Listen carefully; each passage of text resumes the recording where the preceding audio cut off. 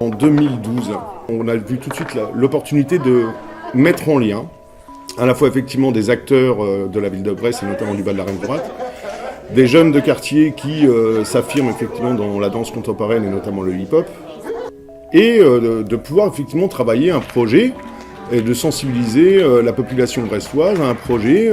qui nous semblait intéressant puisque tourné autour du handicap et pas spécialement présent sur la commune de Brest. Nous nous sommes dit pourquoi effectivement ne pas avoir un projet du même ordre,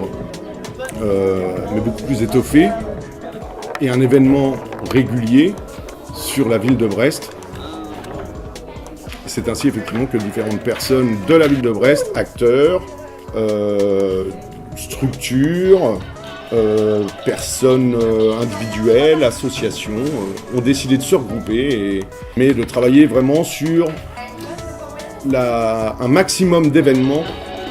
à mettre en œuvre qui favoriserait la rencontre entre les personnes dites valides et les personnes en situation de handicap. Et de fait, est né le Festival des Identités Remarquables.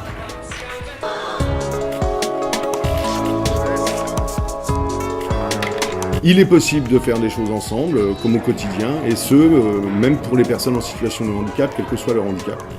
C'était aussi faciliter le regard les uns envers les autres et faire en sorte effectivement que les choses changent quant peut-être à certaines formes de stigmatisation. On sait faire des choses, on peut partager avec d'autres et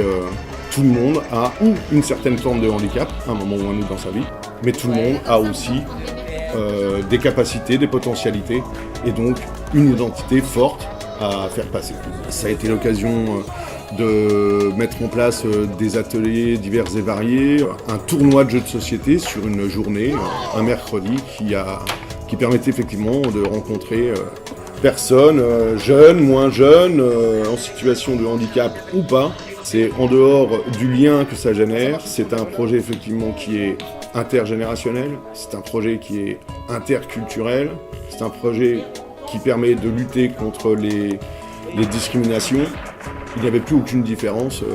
c'était simplement des gens qui étaient ensemble pour des événements, que ce soit jouer à la pétanque ou danser au niveau du hip-hop, et tout le monde avait les yeux étincelants. L'ensemble du collectif initial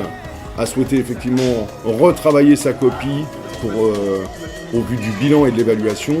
afin de préparer tout de suite la deuxième édition qui voit le collectif s'enrichir de nouveaux partenaires.